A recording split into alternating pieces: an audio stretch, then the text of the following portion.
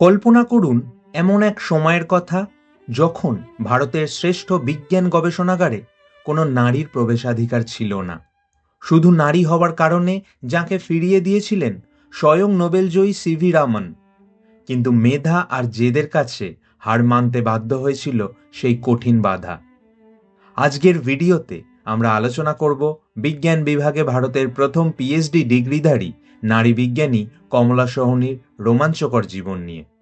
কিভাবে একজন সাধারণ ছাত্রী থেকে তিনি হয়ে উঠলেন বিশ্ববন্দিত গবেষক। রাষ্ট্রপতির অনুরোধে তার কোন আবিষ্কার ভারতের অপুষ্টি দূর করতে সাহায্য করেছিল। বিজ্ঞানের আঙিনায় নারীদের অধিকার প্রতিষ্ঠার সেই লড়াইয়ের অজানা কাহিনী জানতে ভিডিওটি শেষ পর্যন্ত দেখুন।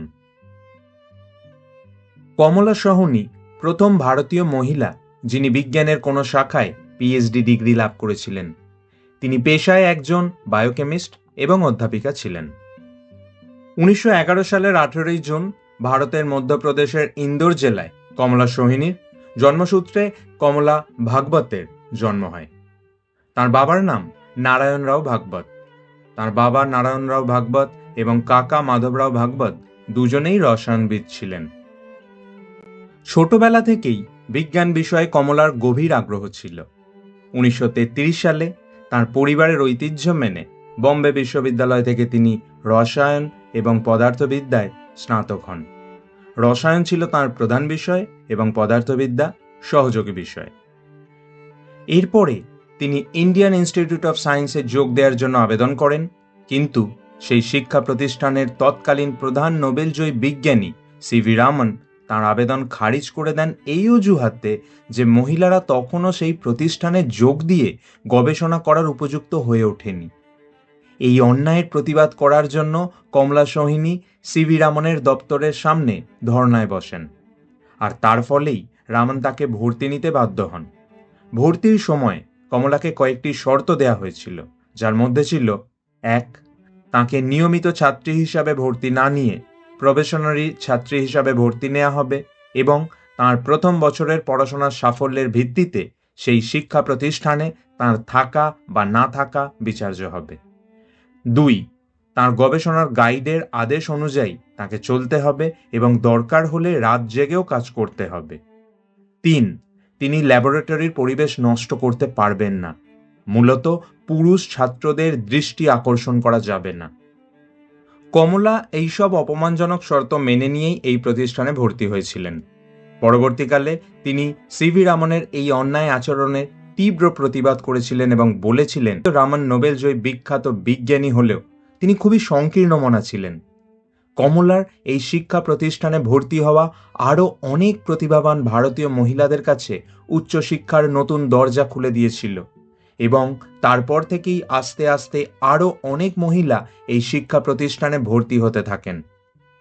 এই শিক্ষা প্রতিষ্ঠানে কমলার পরামর্শদাতা ছিলেন শ্রী শ্রীনিবাস আইয়া।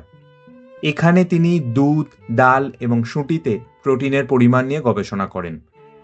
কমলার অসাধারণ কর্মদক্ষতা রামনের মত বদল করতে সক্ষম হয় এবং তিনি এরপর থেকে মেয়েদের এই কলেজে ভর্তি হতে আর বাধা দেননি।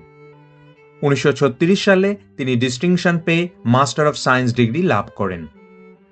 এরপর কমলা সোহিনী ইংল্যান্ডের কেমব্রিজ বিশ্ববিদ্যালয় থেকে আমন্ত্রণ পান এবং সেখানে গিয়ে ডাক্তার ডেরেক রিক্টারের তত্ত্বাবধানে ফ্রেডেরিক জি হপকিন্স ল্যাবরেটরিতে গবেষণার কাজ করেন।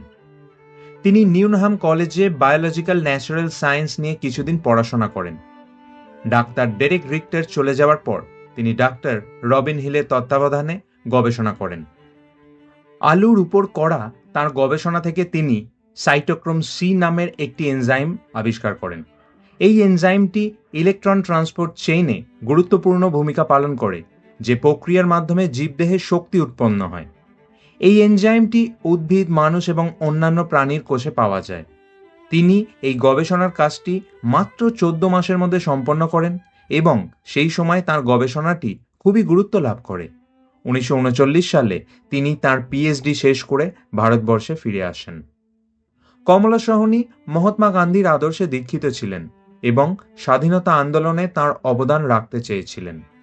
নতুন দিল্লিতে অবস্থিত লেডি হেরিটেজ মেডিকেল কলেজে তিনি অধ্যাপক হিসাবে যোগ দেন। সেখানে তিনি বায়োকেমিস্ট্রির বিভাগীয় প্রধান পদে নিযুক্ত হন।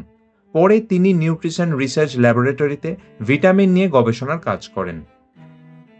1947 সালে কমলার সাথে এম.ভি. সোহনির বিবাহ হয়। তাঁর স্বামী পেশায় একজন অ্যাকচুয়ারি ছিলেন। বিয়ের পর কমলা মুম্বাইয়ে বসবাস শুরু করেন। সেখানে তিনি রয়্যাল ইনস্টিটিউট অফ সায়েন্সে বায়োকেমিস্ট্রির অধ্যাপক হিসাবে যোগদান করেন। পরবর্তীকালে এই প্রতিষ্ঠানের পরিচালক হন।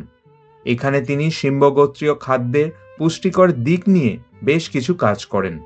তাছাড়াও এই সময় তিনি এবং তাঁর ছাত্ররা মিলে ভারতের অর্থনৈতিকভাবে পিছিয়ে থাকা মানুষদের পুষ্টি এবং খাওয়া দাওয়া নিয়ে কিছু গুরুত্বপূর্ণ গবেষণা করেছিলেন। তৎকালীন রাষ্ট্রপতি ডাক্তার রাজেন্দ্র প্রসাদের অনুরোধে তিনি নীরা সম্পর্কিত একটি গবেষণার প্রকল্পেও অংশ নিয়েছিলেন।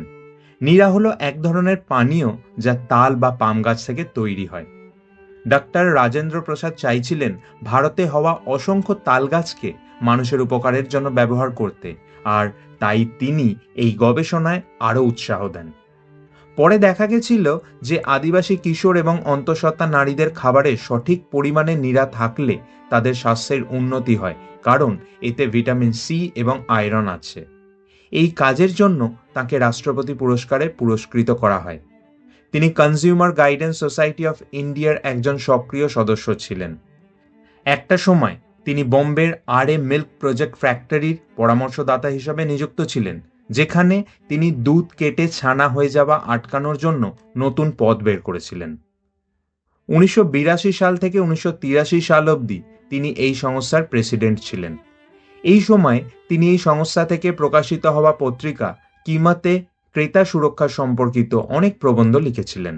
একজন সফল শিক্ষিকা এবং বিজ্ঞানী হওয়ার পাশাপাশি তিনি বিজ্ঞান নিয়ে অনেক লেখালেখিও করেছিলেন। মারাঠি ভাষায় তিনি বিজ্ঞান নিয়ে তরুণ ছাত্রছাত্রীদের জন্য বইও লিখেছিলেন।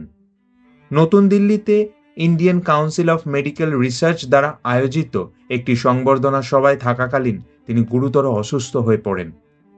তারপর 1998 সালের 28 জুন 85 বছর বয়সে তার মৃত্যু হয়। 2023 সালের 18 জানুয়ারি কমলা সোহনির জন্মদিনে গুগল ডুডলের মাধ্যমে তাঁকে শ্রদ্ধা জানায়। কমলা সোহনির অবদান ভারতীয় বিজ্ঞান জগৎ চিরকাল গর্বের সঙ্গে মনে রাখবে এবং তাঁর দেখানো পথ আগামী প্রজন্মের পাথেয় হয়ে থাকবে। ভিডিওটি ভালো লাগলে লাইক এবং শেয়ার করবেন। কেন করবেন? কারণ সব বাংলায় গত প্রায় 10 বছর ধরে বাংলা ভাষায় সঠিক ও নিরপেক্ষ তথ্যভাণ্ডার গড়ে তুলতে আপ্রাণ চেষ্টা করছে। সস্তায় জনপ্রিয় হওয়ার মতো ভিডিও সব বাংলায় বানায় না। অনেক পড়াশোনা করে বাঙালির জন্য বানায় এই সমস্ত ভিডিও। আগামী প্রজন্মের জন্য বাংলা ভাষাকে বাঁচিয়ে রাখার জন্য এই ধরনের কাজে আপনার একটি লাইক ও শেয়ার মূল্যবান। কারণ এভাবেই আমরা প্রমাণ করতে পারি সস্তার জনপ্রিয়তা নয়, বাঙালি সুস্থ সংস্কৃতির পাশে চিরকাল ছিল, আছে, থাকবে।